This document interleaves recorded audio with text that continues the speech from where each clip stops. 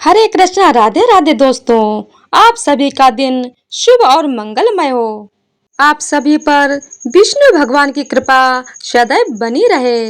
इससे पहले का अध्याय सुनने के लिए और अपना आशीर्वाद देने के लिए आप सभी को बहुत बहुत धन्यवाद। आज सुनिए वैशाख मास महात्म्य का 21वां अध्याय। और उससे पहले आप सुनेंगे भगवान का अपने भक्त के प्रति बहुत स्नेह होता है। समुद्र किनारे एक गांव में कृष्णाबाई नाम की बूढ़ी माता रहती थी। वह भगवान श्री कृष्ण की परम भक्त थी। वह एक झोपड़ी में रहती थी। तो आइए अब श्रवण करते हैं श्री कृष्ण और उनके भक्त की कहानी।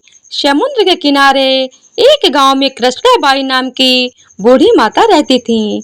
वह भगवान श्री कृष्ण की परम भक्त थी। वह एक झोपड़ी में रहती थी। कृष्णाबाई का वास्तविक नाम सुखिया था, पर कृष्ण भक्ति के कारण इनका नाम गांव वालों ने कृष्णाबाई रख दिया। घर घर में झाड़ू पोछा, बर्तन और खाना बनाना ही इनका काम था। कृष्णाबाई रोज फूलों की माला बनाकर दोनों समय श्री कृष्ण जी को पहनाती थी और घंटों कान्हा से बातें किया करती थी। गांव के लोग यही सोचते थे कि बुढ़िया पागल है। एक रात श्री कृष्ण जी ने अपनी भक्त कृष्णाबाई से यह कहा कि कल बहुत बड़ा भूचाल आने वाला है।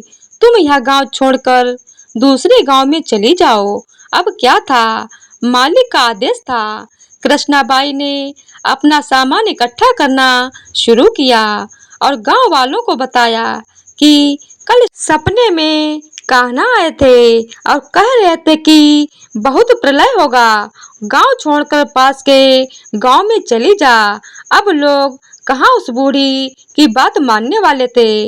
उस बूढ़ी पागल जो सुनता वही जोर जोर के ठहाके मारकर हंस पड़ता।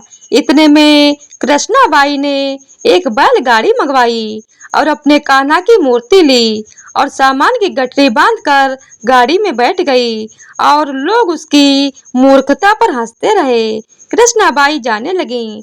अपने गांव की सीमा पार कर अगले गांव में प्रवेश करने ही वाली थी कि उसे कृष्ण की आवाज आई, अरे पगली, जा अपनी झोपड़ी में वहाँ सुई ले आ जिससे तू माला बनाकर मुझे पहनाती है। यह सुनकर माई बेचैन हो गई और तड़प गई कि मुझसे यह भारी भूल कैसे हो गई। अब मैं कान्हा की माला कैसे बनाऊंगी। उसने गाड़ी वाले को वहां रोका और बहदवास अपनी झोपड़ी की तरफ भागी। गांव वाले उसके पागलपन को देखते और खूब मजाक उड़ाते रहे। माई ने झोपड़ी के तिनकों में फंसी हुई सुई को निकाला और फिर पागलों की तरह दौड़ते हुए गाड़ी के पास आई। गाड़ी वाले ने कहा कि माई तू क्यों परेशान है, तू कुछ नहीं होना। माई ने कहा अच्छा अब चल और जल्दी से अपने गांव की सीमा पार कर। गाड़ी वाले ने ठीक ऐसे ही किया। अरे यह क्या, जैसे ही सीमा पार हुई पूरा गांव ही समुद्र में समा गया। सब कुछ जलमग्न हो गया।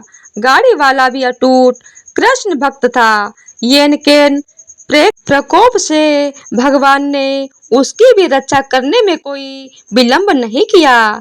इस कहानी से हमें यह शिक्षा मिलती है कि प्रभु जब अपने भक्त की मात्र एक सुई तक की इतनी चिंता करते हैं तो वह भक्त की रक्षा के लिए कितना चिंतित होते होंगे। जब तक उस भक्त की एक सुई उस गांव में थी पूरा गांव बचा था। इसीलिए कहा जाता है कि भरी बदरिया पाप की बरसन लगे अंगार, संत न होते जगत में जल जाता संसार। अर्थात अगर इस दुनिया में संत एवं अच्छे व्यक्ति न होते तो ये संसार कब का समाप्त हो गया होता। तो प्रेम से बोलिए जय श्री कृष्णा। राधे राधे। तो आइए अब सुनते हैं वैशाख मास महात्म्य का 21वां अध्याय। वैशाख माह के धर्म और महर्षि वाल्मीकि। श्रुति देव जी बोले। उसे देखकर शंख मुनि और व्याध दोनों ही बड़े विस्मित हुए।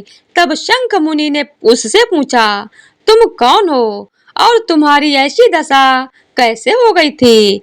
हे सौम्य, किस कर्म से तुम्हारी ऐसी शुभ बुद्धि हो गई जो अकस्मात ही तुम्हारी मुक्ति भी हो गई? यह सब हमें बताओ। शंख मुनि के द्वारा इस प्रकार पूछने पर दंडवत कर पृथ्वी पर सिर रख हाथ जोड़कर कहने लगा, मैं प्रयागराज का निवासी कुशिद मुनि का पुत्र हूँ। मैं रूप यौवन विद्या संपन्न, बहुत बोलने वाला, धनवान तथा सदा मद में गर्वित रहने वाला था। मेरा नाम रोचन था। आसन शयन निद्रा लोकाचार और ब्याज लेना यही मेरा व्यापार था। मेरी किसी पर श्रद्धा नहीं थी। इस तरह मेरा बहुत समय नष्ट हो गया।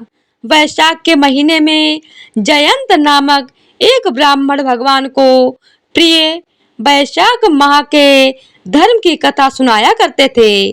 चारों वर्ण के हजारों स्त्री पुरुष प्रातः काल स्नान कर मधुसूदन भगवान का पूजन करके दिन रात उस कथा को सुनते थे। मैं उस सभा में पगड़ी पहन पान चबा कौतुक देखने के लिए जाया करता था। वहां जाकर कभी हंसी और कभी निंदा किया करता था। मेरी ऐसी बातों से सब श्रोताओं का मन चलायमान हो जाता था। उसी दोष के कारण मेरी बुद्धि नष्ट हो गई।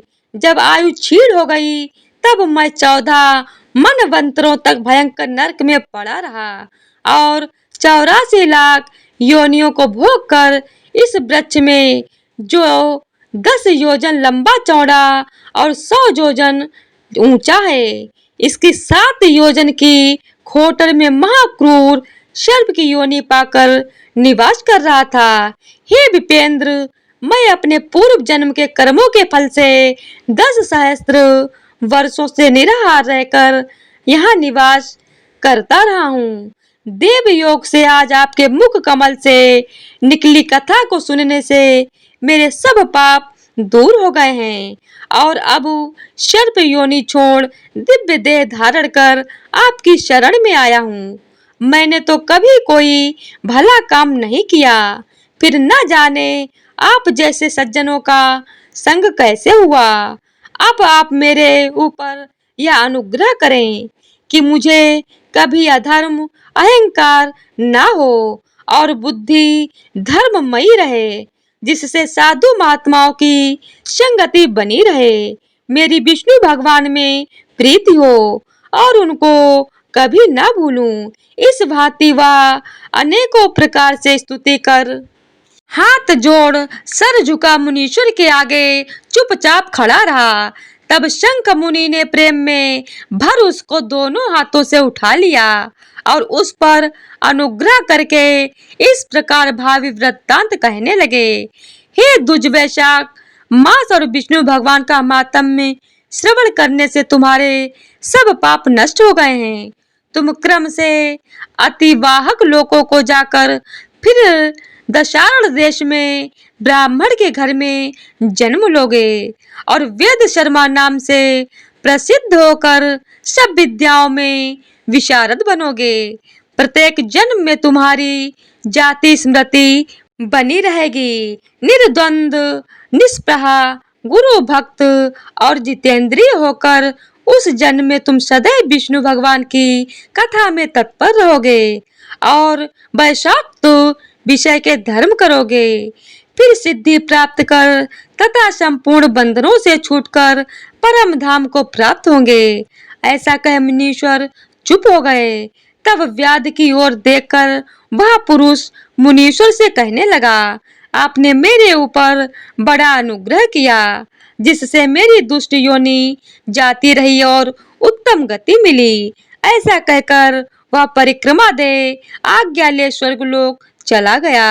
हे राजन, तब संध्या हो जाने पर शंख मुनि ने व्याध सहित संतुष्ट हो सायकाल की संध्या कर विष्णु भगवान के अनेक अवतारों की कथा सुनाई तथा रात्रि के शेष भाग को व्यतीत कर ब्रह्म मुहूर्त में नित्य कर्मों से निश्चिंत हो प्रसन्न मन से व्याध को बुला उसके सर पर जल प्रोक्षण कर राम नाम वाला 2 अक्षर का मंत्र जपने का और मृत्यु पर्यंत इन्हीं धर्मों को पालन करने का उपदेश देते हुए कहा, तेरा अगला जन्म वाल्मीकि ऋषि के कुल में होगा। व्याध को इस प्रकार समझा बुझाकर वे दक्षिण दिशा को चले गए। व्याध भी थोड़ी दूर तक उनके पीछे गए, जब तक वे नेत्रों से ओझल न हुए।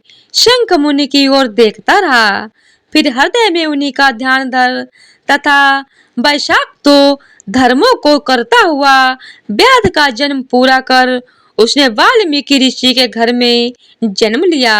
उसी वन में क्रतु नाम के कोई मुनि दुस्तर तप करते थे, जिनके शरीर पर बहुत काल में सर्प की बाबी जम गई थी। इसी हेतु लोग उन्हें वाल्मीकि ऋषि कहने लगे थे। तप के अंत में जब क्रतु ऋषि के कानों में स्त्रियों के प्रिय शब्द सुनाई देने लगे तो उनका चित्त चलायमान हो गया। तब उन्होंने एक भील जाति की स्त्री से वाल्मीकि नामक एक पुत्र उत्पन्न किया। हे राजन, वे वाल्मीकि संसार में बड़े यशस्वी और विख्यात हुए। उन्होंने सर्व कर्म बंधनों को काटने वाली मनोहर छंद युक्त में राम कथा रचकर संसार में प्रसिद्ध प्राप्त की। श्रुति देव जी बोले, इस प्रकार वैशाख मास में व्याध द्वारा केवल जूता दान करने से ही उसे दुर्लभ ऋषित्व प्राप्त हुआ। जो कोई इस रोमांचोत्पादक तथा पापनाशक आख्यान को सुनेगा तथा औरों को सुनाएगा, उसका संसार में दोबारा जन्म नहीं होगा। तो इसी तरह से वैशाख मास महात्म्य का 21वां अध्याय पूरा हुआ। तो प्रेम से बोलिए जय श्री हरि। ओम नमो भगवते वासुदेवाय नमः। तो आज की वीडियो अगर आप लोगों को पसंद आई हो तो वीडियो को लाइक शेयर और चैनल को सब्सक्राइब कर दीजिएगा। धन्यवाद।